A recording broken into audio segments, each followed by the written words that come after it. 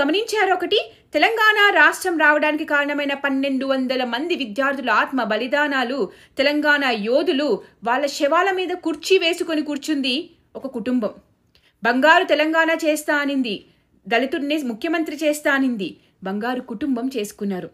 నీళ్లు, నిధులు, నియామకాలు అని లిక్కర్ స్కామ్లు, ల్యాండ్ దందాలు, భూ కబ్జాలు చేశారు. ధనిక రాష్ట్రాన్ని అప్పుల తెలంగాణగా చేశారు. కేసీఆర్ రాష్ట్రానికి ఆర్థిక క్యాన్సర్ తీసుకొచ్చాడు. 2024 ఎన్నికల్లో దేశవ్యాప్తంగా విపక్ష పార్టీల ఖర్చు భరిస్తా అన్నాడు. అంటే ఎంత పోగేసి ఉంటే, ఎంత దొబ్బి ఉంటే మన తెలంగాణ యొక్క ధనాన్ని దోచుకొని ఉంటారు వీళ్ళు. 22 నుండి 25 లక్షల చెట్లు నరికేశారు కాళేశ్వరం కోసం. వాన పడితే కూలిపోయే పిల్లర్లు, పనిచేయని మోటార్లు కాళేశ్వరం అంటే. 3 ఏళ్లలో 12 లక్షల చెట్లు నరికివేతతో దేశంలోనే తెలంగాణ టాప్. వీళ్ళ నిధులు చెప్పేది. మై హోమ్ రామేశ్వరరావు అని, వాళ్ళకని వీళ్ళకని ఆ కాంక్రీట్ జంగల్ లాగా అపార్ట్మెంట్ల మీద అపార్ట్మెంట్లు కట్టించి అడవులు లేకుండా చేసి చెట్లు నరికేసిన వీళ్ళు ఈ రోజు నీతులు చెప్తున్నారు. పిటిషన్లు పెట్టిన అధ్యక్ష, దీనిలో హైదరాబాద్ రాక్స్ ఉన్నాయి. ఇదో విస్తృతమైన కథ అధ్యక్ష. వాడు ఎవరు పిడిచాడో, ఎక్కడికి పిడిచాడో. ఓపెన్ ల్యాండ్ హెరిటేజ్ ఉంటుంది అధ్యక్ష ప్రపంచంలో. ఓపెన్ ల్యాండ్ హెరిటేజ్ అంటే భూమి మీద ఎవడే మాట్లాడితే భూమి కూడా హెరిటేజ్ వచ్చింది అంతే. భూగోళం హెరిటేజ్. ఇక పుట్టిన వాళ్ళ చెట్ల కింద బతకాలి, చచ్చిపోవాలి అధ్యక్ష. ఏం ముట్టదు, ఏం పట్టదు. ప్రజలకి అందుబాటులో లేని ముఖ్యమంత్రిని కచరా అని పిలవడం మొదలు పెట్టారు ప్రజలు. చేతిలో అధికారం ఉంది అని అడిగేవాడు ఎవడు లేడు అని ఎవరికి పడితే వాళ్ళని ఫోన్ ట్యాపింగ్లు చేయించి బ్లాక్మెయిల్ దందాలు చేశాడు. ప్రస్తుత ముఖ్యమంత్రి రేవంత్ రెడ్డి గారి ఫోన్ కూడా అప్పట్లో ట్యాప్ చేసినట్టు సమాచారం. టీఆర్ఎస్ కి వ్యతిరేకంగా ఉన్న ఏ ఒక్కరిని వదలకుండా ఫోన్స్ ట్యాప్ చేసి ఆడియో రికార్డింగ్లు పెట్టుకుని బ్లాక్మెయిల్ చేస్తూ కావలసిన డబ్బులు తీసుకోవడం, వాళ్ళకి నచ్చిన పనులు చేయించుకోవడం, ట్వీట్లు కూడా చేయించుకోవడం అలాంటి సెలబ్రిటీస్తో.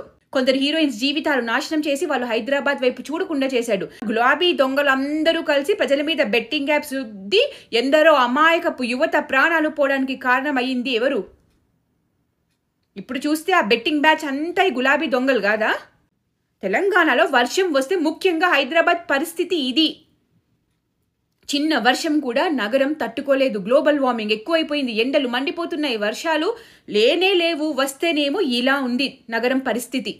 నాలాల మీద ఇల్లు కట్టుకునేలా పర్మిషన్లు ఇచ్చారు, నాలాలు లేకుండా చేశారు, భూ కబ్జాలు, భూ దందాలు. ఇప్పుడు వచ్చి దయ్యాలు వేదాలు వర్ణించకూడదు రామారావు. ఫిలిం నగర్లో అడవి, నెమళ్ళు, పశుపక్షాదులు, రాముల వారి గుడి మొత్తం నాశనం చేసింది మీరు కాదు.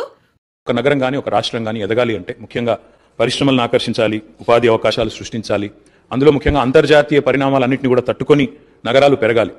ఇదిగో మళ్ళీ 1 ఎకరం 100 కోట్లు పోయింది అని చెప్పుకోవడము, అభివృద్ధి వద్దా అని అడగడం, 2 సార్లు గెలవడంతో నెత్తికెక్కిన అహంకారంతో ఇష్టం వచ్చినట్టు చేస్తే ప్రజలు బుద్ధి చెప్పి అహంకారం మీద గట్టి దెబ్బ కొట్టినా ఇలా నోటికి వచ్చినట్టు మాట్లాడుతూ ఇది ట్విట్టర్ టిల్లు భాష. ఇంకా ఇక్కడ బీఆర్ఎస్ పేడ్ పింకీ పాలేరు బానిసల గురించి మాట్లాడాలి. Social media trolling, IT cell గురించి చెప్పాలి. వాళ్ళు ఏం చేస్తారు? మార్ఫుడ్ పిక్చర్స్, నోరు తెరిస్తే బూతులు, అమ్మాయిలను పర్సనల్ అటాక్ చేయడము, ఇలా ఏఐ ఫేక్ ఇమేజెస్ క్రియేట్ చేయడము.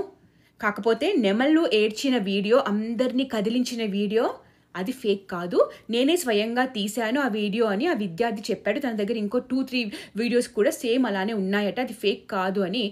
అది మాత్రం ఫేక్ కాదు, ఎందుకంటే ఆ వీడియోని అందరినీ కదిలించింది. కానీ చాలా పిక్స్ మాత్రం వచ్చాయి, fake morphed pictures, AI generated pics వచ్చాయి. ఇదిగో ఈమె బీఆర్ఎస్, ధరణి బీఆర్ఎస్ అంట. ఈమె షేర్ చేసిన ఫోటో ఎప్పటిదో చూడండి, 2021ది. ఇదిగో ఇలా ఇవి ఇంట్లోకి వచ్చినట్టు వీడియోస్ పెట్టారు. ఇది తెలంగాణదే కాదు. ఈ రోజున కాంగ్రెస్ మీద చేసిన వాళ్ళు రేపు నా మీద, మీ మీద కూడా చేస్తారు. ఎవరు మీద చేసినా తప్పే. నిజాలు చూపించి జనాలు రియాక్ట్ అయ్యేలా చేయాలి. కానీ ఇలా చేతిలో టెక్నాలజీ ఉంది, మాకు నెలకి ఇన్ని లక్షలు కోట్లు పెడుతున్నాడు రామారావు, మేము విధేయులుగా ఉండాలి అని చెప్పి ఇలా fake pictures, fake videos add చేసి జనాలని రెచ్చగొట్టడం మాత్రం ఇట్స్ ఎ కంప్లీట్ రాంగ్. అప్పట్లో ఇదే బ్యాచ్ గవర్నర్ గారిని కూడా వదలలేదు. ఒక ఆవిడని ఎంత దారుణంగా మార్ఫ్ చేసి ట్రోల్ చేశారో ఈ బానిస బ్యాచ్, పింకీ బ్యాచ్. ఇన్ని చేసి తెలంగాణని మొత్తం ముంచేసిన ఈ కుటుంబం ఈ రోజు ఏమంటుంది? Echo park కడతారట. 10 ఏళ్లు పాలించినప్పుడు ఏం చేశారు? ఫామ్ హౌస్లో రెస్ట్ తీసుకున్నారా? మొన్నటిదాకా ఈ రాష్ట్రం ఎవరి చేతిలో ఉండిందో మర్చారా? మాకే వచ్చింది 3 సంవత్సరాల్లో మళ్ళీ పదవులు వస్తాయి, మేమే గెలుస్తాము, అప్పుడు చేస్తాం. మీకు పదవులు ఇచ్చారు, మిమ్మల్ని నమ్మారు ప్రజలు. అప్పుడు ఏం చేశారు ప్రజలకి? మీ కుటుంబానికి కాకుండా మీరు ఏం చేశారు ప్రజలకి? సో మీరు మర్చిపోయినా మరిపించాలని చూసినా ప్రజలు మర్చిపోలేదు. ప్రజలు మర్చినా మీ బండారాలు, మీరు చేసిన రాష్ట్ర ద్రోహం మర్చిపోనివ్వము. So taking credit of students into your account, మీ వల్ల మాలిన కబుర్లు చెప్తే వినడానికి తెలంగాణ ప్రజలు మళ్ళీ మీ చేతిలో మోసపోవడానికి సిద్ధంగా లేరు. కానీ కొద్ది రోజులుగా ఈ డ్రామారావు పింకీ బ్యాచ్ చేసే డ్రామాలు చూడలేక వీళ్ళ బండారం బయట పెట్టే ప్రయత్నమే ఇది. Fake news must be exposed. These people must be exposed. Already fake batch మీద యాక్షన్ తీసుకుంటున్నారు, కేసులు పెడుతున్నారు, అరెస్టులు జరుగుతున్నాయి.